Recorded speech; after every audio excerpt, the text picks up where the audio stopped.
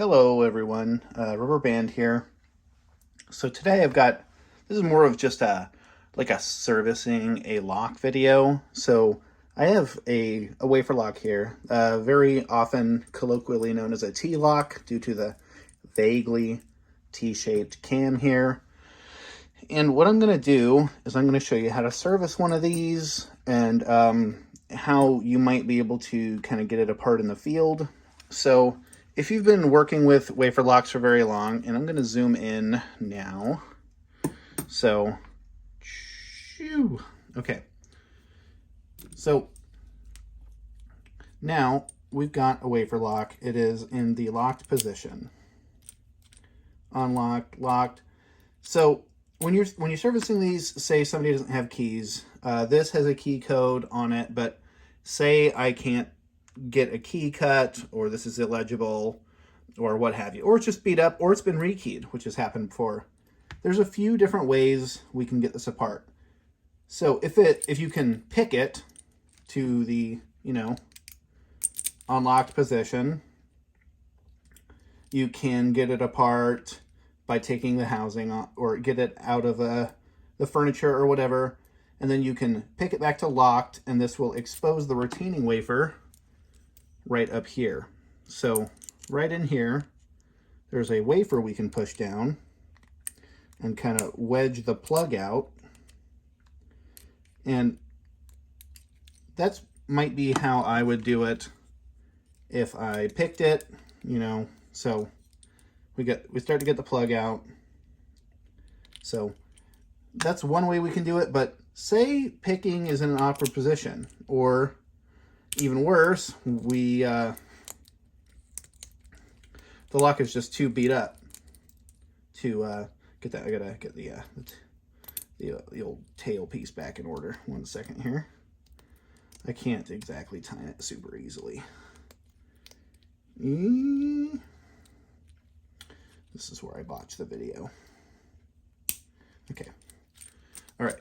So, okay. I lost my train of thought. So say we can pick it to unlocked, but say it's in a drawer and there's a bunch of files and we can't get to this nut.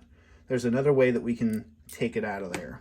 So we can get a piece of bent wire. I have just a kind of an angle here and a slope to kind of help this go a little smoother.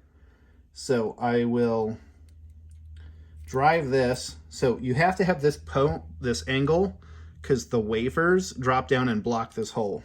So get it all the way back there, and then I'm going to turn that to drop the retaining wafer out of the way, and I'll get a closer zoom in on that here in a second. Okay. So if we can't get that out of the furniture, that's one way we can get to it. So this is the retaining wafer. It's very, very strongly sprung. It's also the only wafer that doesn't fall into the channel. So unlike a lot of wafer locks, you can't just reach in here and pull this down with a hook. So that makes servicing these you need essentially to have that bit of wire to either get through this hole here to pull the retaining wafer out of the way, or you need to pick it and pull it and all that stuff. So if you look back here, we've got on this tailpiece, I'll just show you. So this fits with this nub, and this drives it up and down depending. And luckily, because this retaining wafer can't easily be accessed if you have a key. So say I get it apart, I get a key made, everything's going good.